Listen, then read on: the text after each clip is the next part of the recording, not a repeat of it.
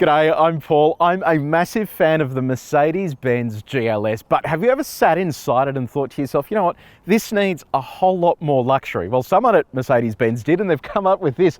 It looks pretty much like a GLS, but this is a whole lot more luxurious. It's called the Mercedes-Maybach GLS600. There is only one spec available in Australia and it's priced at just over $350,000. This competes with things like the new Range Rover, the Rolls-Royce Cullinan and the Bentley Bentayga. Today we're going to do a detailed review of this car. If you do want to skip ahead to other parts of the review, you can use the time codes up on the screen there, or if you're on YouTube, scroll down and use the chapters below. And if you haven't done so already, subscribe to our channel and press the bell icon. That way you can find out every single time we review cars with enormous grills. Now let's talk about the exterior. So you've got 10 external colours to pick from. They're all free except a red colour that'll cost you $1,100. You can also get two-tone colours, so that means you got one colour down the bottom, one colour up the top, and I think if you're going to buy one of these, you've got to get a two-tone colour because everyone needs to know what it is. They will also know what it is just based on what's going on down the front here. So hood ornament, this is rare on a new Mercedes-Benz because normally they just have the Mercedes-Benz logo there on the front of the bonnet, but now this car actually has that three-pointed star, and I think this is just such a cool addition. And it's not like a Rolls-Royce where it comes out of the bonnet, but I think it's cool to have that on the front. Have a look at this grille. It is just enormous and chromy. So you've got lots of chrome there, lots of chrome down the bottom, and then down this section as well. This is normally where you'll see a big Mercedes-Benz logo, but here it is just the radar, and they've integrated those chrome vertical lines into there with the camera just off to the center there. So look, it is an imposing grille, and you will know it's a Maybach based on that lettering. There is also a Maybach badge on the back and on the sides of the car as well. Over here, you've got a set of full LED headlights with matrix LED. You've also got LED daytime running lights in there and the indicator built in as well. Whip around to the side. Have a look at these wheels. So 23-inch alloy wheels. These are absolutely enormous, and they come with big tyres as well, 285mm here and then 325mm at the rear. They are just imposing, and I think that if you're cleaning these, you probably have someone to clean them for you, but if you are cleaning these, they're going to take forever to clean. There's just so much detail in them. I love that sort of chrome brushed look. More Maybach lettering around the Mercedes-Benz center cap there, and that isn't plastic either, which is good news. You can see here, instead of getting the black wheel arches, this is all body colored, and I love this green color as well. It really suits the profile of this car. Over on the side here, you've got an indicator built into that wing mirror. More chrome, including chrome on the roof rails. You've got privacy glass, and it is so dark I can barely even see in the back there. More chrome down the bottom, but check this out, party trick. You've probably already seen this, but I'll show it to you anyway. Got side steps that pop out to make getting in and out of the car easy. They have rubber strips on them as well, so it means you're not going to slip off if you get out and it has been raining, and then they retract once you're inside the car or once it starts moving. All right, make your way around the back. You've got another Maybach logo just here, and then if you come around to the back of the car, you have more chrome because there wasn't enough to start with. You've got these intricate LED tail lights as well, so you can see they're multi-tiered and they really just make this pop at night time. GLS600 badge, so it's not a 12-cylinder engine, but they have gone with 600 here because it is a higher output twin-turbo V8. Maybach lettering on the badge there as well. I'm surprised they didn't run with the Maybach badge here because I think this would be a more prominent location and really make this stand out to others in traffic. But look, let me know what you think about the design. Do you think it is far enough gone beyond a GLS to wear a Maybach badge? I'm really keen for your feedback. Let me know what you think. Is it gaudy or is it nice? So we're inside the GLS600. I've got to apologise for the wind if you can hear it. It's just become like gale force. We'll start off with the key. So here it is. You've got lock, you've got the Mercedes-Benz logo, you've got unlock, boot, some chrome down the bottom there, and then on the back you have that Maybach logo. This is a proximity sensing key, so you just leave that in your pocket, grab the door handle, press the start stop button, and away you go. Now let's talk about the design. So if you do take a closer look, you can see things like this element here with the Maybach logo, but overall it looks very much like the standard GLS. Where they do step it up though is they have thrown leather at literally everything in this cabin, and it's good leather as well, Napa leather. So you can see it down here along that section, you can see it on the roof, you can see it on the sun visors. it is literally throughout everywhere in the cabin, and I think that's where you start feeling that price tag and the big difference there. This particular car has this piano black finish with like a pinstripe through it. It's like an old school suit. You can also get open pore wood and other finishes. You can even get a white interior that's like $30,000 extra, so you really can make this your own car if you want to. Also, you've got LED lighting littered throughout the cabin, and you can configure the colors and the way that looks. I love also down here where the pedals are. They've got that sort of old school metallic cover with Maybach logos on them. You've got Maybach here as well, and then like a piano black finish on the steering wheel. In terms of the other materials though and the touch points, so your center is nice and soft, and so is the door. How soft is it? Well, we've got our gyrometer. We've tested the main surfaces in this cabin. If you want to see how this car compares to other cars we've tested before, have a look at the link in the description. What about build quality? So this is an expensive car. What's it like? It is built like a tank. Like, I've just tried touching everything in here and everything is dead silent. So pretty impressive. Door. Very impressive, and it has those fancy suction doors as well, so you only need to pull it a little bit for it to come all the way in. Let's talk about infotainment, and I'll run you through both of these screens. We'll start off over here. They're both 12.3-inch displays and they sit adjacent to each other. This one here is a touch screen, so you can move everything around with your finger if you want to. This is the latest version of the Mercedes-Benz user experience, or MBUX for short. I've really grown to like this. So at first, I don't know, it was a little bit tricky to use, but what I've discovered is the more time you spend with the car, the more you find all the little bits and pieces that it has. It has a really good voice recognition system now as well, and you can also pass those commands through to your phone. But inbuilt satellite navigation, and then on your home screen here, you've got all of the options to choose from in terms of submenus. But in addition to that, you can also change themes for the displays, so you can adjust that. That's the off-road theme. You can then sort of change the way that it does everything. So pretty cool that you do have that configurability. Over on media, you have AM, FM, DAB plus digital radio, you have television as well. And then the best part of all, you have not a 12-speaker sound system, a 28-speaker Burmester sound system. Everywhere you look, there's speakers, like they're just littered all over the place, and the sound system is absolutely insane, as you'd expect from a $360,000 car. So really cool setup there. In addition to that, you have Apple CarPlay and Android Auto. Both of those are wired, unfortunately. I would have liked to see a wireless system. I'll show you what Apple CarPlay looks like in a second, but you also have Mercedes-Me, which is the application that allows you to interact with the car remotely. Here's Apple CarPlay. Not the most impressive setup. I mean, it's not a full screen integration. It's a tiny bit laggy as you use it. So I don't know, I just would have liked to see something a little bit better there. And this is what Android Auto looks like. Same story, just this needlessly small integration. It really should be, that entire screen, I reckon. But anyway, they can fix that with another update. The screen ahead of the driver is another 12.3-inch display. This one's not a touch screen, but it does have a high level of configurability, and you do it all here on the steering wheel. So you can change everything from the contents of each side of the screen through to what's displayed in the center there. We can switch between the different themes that are available to the driver, and that changes what the display looks like. The interesting thing here as well is if you have a closer look, you can actually see the Maybach logo here. And then when you're driving, these all gradually move up nice and slowly. There is also a head-up display ahead of the driver. It's an enormous screen, but for some reason in our test car, it's out of focus and it kind of gives you a headache. So I've just been switching that off. It's kind of a little bit annoying. So I'm sure there's an easy fix for that, but it's probably something you've got to go back to the dealer for. What about your safety? Well, it has literally the kitchen sink thrown at it. So low and high speed autonomous emergency braking with pedestrian detection. You've got an auto dimming rear vision mirror, lane departure warning and a lane keeping assistant, adaptive cruise control with self-steering. It can also change lanes for you. So you just flick the indicator on and it moves over to the next lane. Not the best system in the world. I've found that it can be a little inaccurate in terms of the way that it stays in the lanes. You really have to be on high alert the whole time. You can't just let it do its own thing. But for the most part, it actually helps with the driving experience. You have a blind spot monitor built into that wing mirror. Then on the parking front, you have front and rear parking sensors and a 360 camera.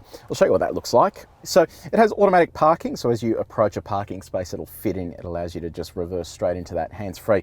But have a look at this, the quality of those cameras is amazing. So that's the front wide angle, front tight with top-down view. You have side view, then you have a wide angle at the rear and then a tight at the rear as well. So you will not be reversing into anything. Well, you better not be because there are so many cameras and sensors here. Okay, practicality, and we'll start off with connectivity. So they've gone high tech here in terms of your connectivity. Everything is USB-C. So you've got USB-C up the front here for smartphone connectivity, for charging. Then in the center console here, you have another USB-C port. In addition to that, you have a 12-volt outlet. Wireless phone charging on this pad here. Now, where are you going to put your phone? So your phone can live down there on the wireless charging pad pretty easily. What you can also do is pop your phone in the cup holders. Now the cup holders are pretty cool. So we've got my trendy coffee here. The trendy coffee kind of just gets assaulted by these little arms, and you need to prop it up with keys, otherwise it's going to drop its lid. But there is a great feature here. So this button allows you to switch between heating and cooling for the cup. So you can keep your coffee cup warm if you want when it's slotted down there, which I reckon is pretty cool. And your standard bottle, well, that can fit in there easily as well, and those teeth hold it nicely in place. Bottle will fit inside the door too. We'll try our mega bottle. Nice, that actually fits in there and fits in the door as well, so plenty of bottle storage there. In terms of your other storage, you've got this center console here. It's not too bad, it's not huge, but it's not tiny. And you've also got this glove box as well, which is reasonably sized, and this is where you'll find your fragrance for the interior fragrance. And finally, comfort. So you have dual zone automatic climate control up here, plus another 2 zones for the second row, or you get 3 zones if you don't have the 4-seat setup like we do here. Your heating and cooling for the seats is activated here on the door. In addition to that, have a look at some of these settings in the comfort menu. So I was having a play with this before. You've got massage functions for all 4 seats in the car, everything from your hot relaxing back massage through to a classic and wave massage. But what you can also do is adjust the seat comfort through to seat kinetic, so it can give you light movements to keep you awake and alert. You can adjust the lumbar zones, seat heating balance. You can also adjust your ambient lighting here, which allows you to switch between those colors that I mentioned earlier. Energizing comfort. So these are, it's like a program where it plays music and then matches it with a seat massage as well. So this is designed to refresh you if you are on a long distance drive. It really just comes with so many ridiculously cool features. In terms of the seats themselves, I mean, just have a look at them. They are built for comfort. They will hug you in nicely. They're nice and soft. Spent a fair bit of time in this car, and I've got to say, it is a very comfortable place to be seated, especially if you're running your massage seats. In terms of the adjustments, I mean, look at this. You can adjust virtually everything. You can adjust the headrest, the backrest, the base, this section of it. You've then got memory as well for both the driver and front passenger. Plus, I can also move the passenger seat using these controls as well. So pretty impressive setup. Steering wheel offers heating using this switch here, electrically adjustable for both tilt and reach. Then in terms of your reach test, all of this is easy to reach while you're driving. Okay, we're in the second row. There's actually a fair bit to get through here, so please stay with me while I get through this. Now, let's talk about room first. So, knee room is amazing. Toe room isn't actually that good, surprisingly. My toes are kind of just wedged under that seat there, but if I bring them back, they're fine. Headroom is excellent. Now, compare this to the Range Rover that we tested recently, and there wasn't actually much legroom in that at all. So, this is pretty amazing, especially considering I have my driver's seat all the way back. You've got a Maybach logo just there with more of that pin striping, and then LED lighting just around this entire section, and more of those speakers because, you know, why not? Now, this is obviously the highest end of high end, so there is a lot of cool stuff around here for you to play with as a passenger. So you've got 2 USB-C ports down here on either side. You have a wireless phone charger, but it's a little bit counterintuitive because I've got my phone here that now has a case on it because I dropped it, and it's the world's most fragile phone, this new iPhone, and it shattered into a million pieces. But anyway, clearly it doesn't fit there. So you need to take the case off for the wireless phone charging to work, which I think is just a little bit silly. They should have really accommodated for that. You've got a tablet in the center here. This tablet can be removed from its holder, and the tablet allows you to control all of the contents of the second row here. So you can, with these multimedia screens, just use your finger on those to change all of your settings, or you simply bring this tablet to life, and in there you can change everything from the ambient light through to controlling these screens. So if I go over here to the rear right, you can see as I swipe around here, it will move that screen and then allow me to go between the different menus. This is where I can change the sun blinds, move them up and down. I can also adjust the ambient lighting here and the seat comfort, plus all the massage settings as well. So everything you want to be able to do at the front, you can do here in the second row too, using this little thing. So really nice setup there. You can also adjust all your seat settings here on the door with memory as well. And then you also have heating and cooling for these 2 outboard seats. You've also got panel heating. So this is on right now. So as I rest my elbow on there, that's actually heating, which I think is fantastic. On the storage front, you've got two mat pockets in the back of these seats. Down here, you've got a giant glass holder, so you can put your bottles in there. So it'll fit a small bottle, and I think it'll fit a big bottle. Fit a big bottle of probably champagne, I suspect. In addition to that, that also has the same heating and cooling function that you get up the front there. Your heating and cooling zones can be controlled down here in addition to the tablet, and then you also have storage inside the doors. That's where you'll find your wireless headphones for the entertainment. You can also manually control your blinds here in addition to this top blind as well. But there is one function that I absolutely love, and it's with this seat here. So right now you're looking at vision of me kicking back and relaxing. It takes a little while to fully extend, but someone of my height can actually fit in there while that is fully extended, and that is an awesome place to be seated. Behind here, you've got another Maybach logo with a storage area. This can be converted into a fridge. Well, it can't be converted into a fridge, but you can option it with a fridge for your champagne as well. And then finally, this center section opens up to bring out your it's just ridiculous, to bring out your table, and this is where you can do some work or have a bite, or I don't know, whatever else you want to do here. So pretty awesome setup here in the GLS600. Now, what use is a car this size if the boot isn't very big? Well, you've got a power tailgate. Once that opens, it exposes a little over 500 litres of cargo space here. Under the cargo floor, you have a tyre repair kit, so no spare tyre, warning triangle and reflective vest and all that sort of stuff. You have hooks off to the sides, a 12-volt outlet, little switch here to lower the rear so that getting your bags in and out is a little easier, so that will drop the car down. You've also got over on the side a first aid kit. What does it look like with my bags in there? Let's have a little sticky beak. So laptop, and then our suitcase. I must feel bad putting this in because you've got those chrome strips there. But yeah, all fits in nicely, and I love this as well. Little rubber strips there to stop your bags moving around as well. There is one other thing I want to show you. So you can't drop the second row because we have the 4-seat layout here. But in terms of the detail, you've just got leather everywhere. It just sort of continues throughout the entire car. Maybach logo there. You've got two of those Burmester speakers, and then more of that piano black striped stuff along the top there. So, and look, I reckon it's actually a pretty decent space when you consider how much room is taken up by those two back seats that, you know, one of them pretty much fully reclines. So pretty impressed with that for boot space. Okay, so we've just hit the road in the GLS600, and of course it's started raining because Melbourne in summer. Anyway, now powering this is a familiar engine. So instead of going down the path of that V12, and I mentioned that sort of earlier, they've gone with a twin-turbo V8. And it is a great engine. I really love this engine, but it's just not a V12, which is what you kind of synonymise with a Maybach. But anyway, it is a 4-litre twin-turbocharged V8. It produces 410 kilowatts of power and 730 newton meters of torque. That is just a massive amount of grunt.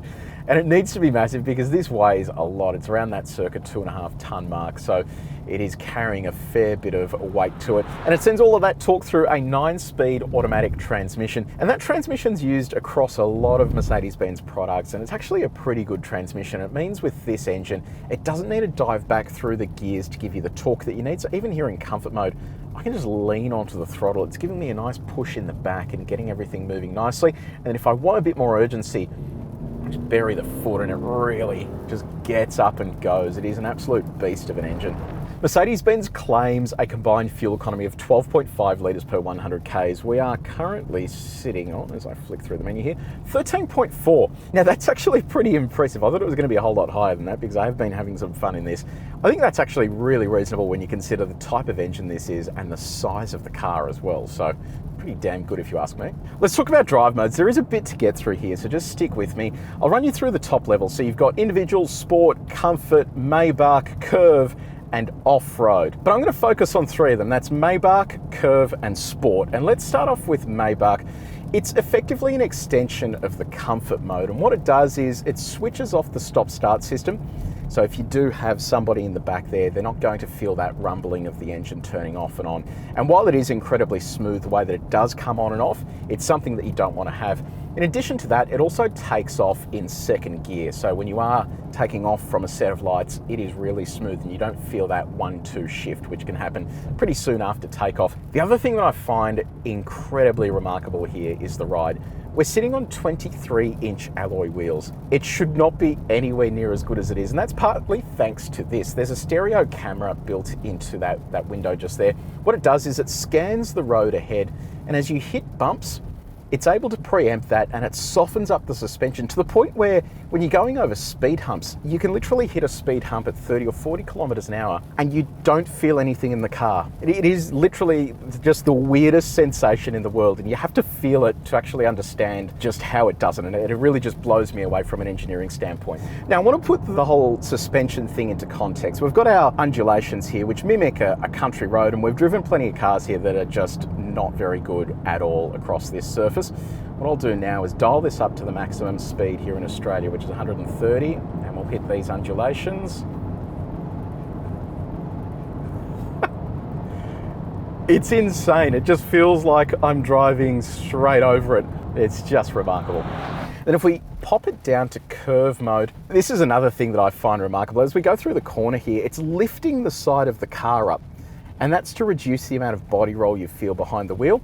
And then as you go back to straight ahead, it drops straight back down. And it's using the 48 volt system to do that. So 48 volt gives it a whole lot more current that it can send through, and it means that it can react far quicker to situations like that where it can bump the car up. If you do want an explanation of how that works, click up here to watch a video we shot with the GLE that had that same technology. So it combines all of this to give you that nice and soft feel behind the wheel, and ultimately that huge level of comfort. So yes, it's comfortable, but what does it feel like if you whack it into sport mode?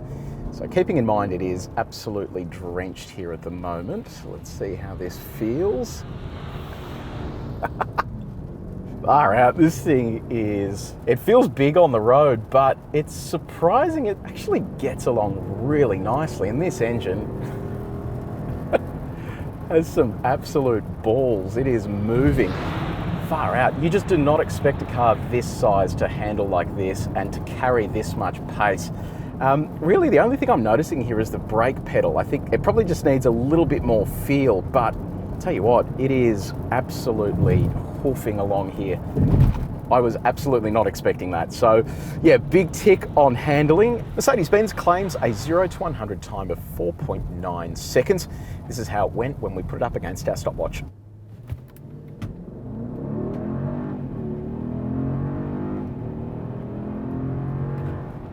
Let's talk about road noise. So I'm in two minds about this. This car has like insulated glass. They've put in extra insulation from the engine bay as well. So even when you do get up it sounds good, but it's not like a GLS63 where it's just all noise from the exhaust. They've kept it nice and subdued. I just feel there's probably just a little bit too much tyre noise coming in, and I think that's a virtue of the size of the tyres. I mean, you look at how much contact patch you have with the road on 23-inch alloy wheels. It's almost impossible to make it quiet inside the cabin. And yes, it is quiet. I just don't think it's as quiet as something like a Range Rover or a Rolls-Royce. They really just dial it down in terms of that noise that you're getting inside the cabin. Now, if you do own one of these and you are driving it occasionally and aren't in the back there, what is visibility like? Well, down the front there, it's excellent. I can see the top end of that hood ornament, which I think is great. The wing mirrors, I reckon they could be bigger. They're fine for visibility down the side of the car. You've got a blind spot monitor built into them as well, but I just reckon they could be a touch bigger to give you superior visibility down the side of the car. And visibility out the rear isn't great. That envelope is very narrow thanks to the high belt line of the back of those seats and also the headrests. But look, it's not the end of the world. You have that 360 camera, and it's just easy to place this once you use the camera and the front and rear parking sensors. And finally, turning circle, 12.52 meters. Look, it is a pretty big turning circle, but it's also a pretty big car, so it's about where you'd expect it to be. And if you are going to do any towing, 3.5 ton braked towing capacity. So the Mercedes-Maybach GLS600, what do we think? To be honest, it's better than I thought it was going to be. To me personally, I don't think it looks different enough from a standard GLS to kind of intrigue that many people, but when you look at it as a value proposition, if you spend this kind of money with any of the other brands I mentioned at the intro, you're really not going to get anywhere near the amount of features that Mercedes has crammed into this. So while I think it is a little bit of a compromise in terms of design, yes, they have put giant wheels on it and lots of chrome and stuff, but at second glance, unless you go for a crazy color, you're probably just going to mistake it for a standard GLS. If you put that stuff to one side, the engine is phenomenal. It is just an absolute hauler. The ride is fantastic, and if you're in that back row, I mean, you have everything there that you possibly need. So yes, it's expensive, but in comparison to its peers, I actually think it's not bad value for money. So let me know what you reckon in the comments section below. They've actually sold a stack of these in Australia already, so you're probably going to see a few of them out on the road every now and then. Keen for your feedback. Have you bought one? If you have, very nice. Let me know what you use it for. Do you sit in the back or are you up the front there driving? I'm really keen to get your thoughts. If you did enjoy this video, please make sure you share it with your mates. And if you haven't done so already, subscribe to our channel so you can find out every single time we drive stuff like this. But until next time, take it easy.